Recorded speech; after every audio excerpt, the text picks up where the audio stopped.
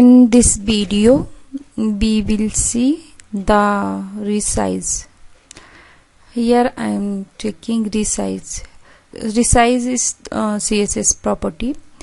Resize, if any div add the resize CSS property like horizontal, then it will be resize, means it will be expand the div. We put the more content, right? Add the vertical CSS property, so it will be expand the vertical. Can you see here? It is a vertical, right? It is a expand in vertical. You can see here. Now I am changing the this. Suppose I am using here is both CSS property. It will be work in horizontal and vertical, expand the div.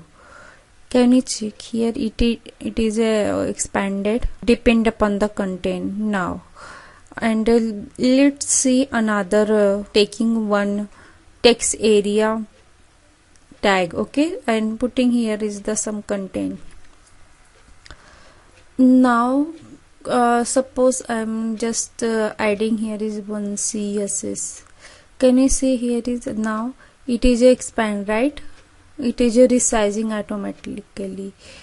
Now actually I'm changing here is a column because it is not showing properly, right?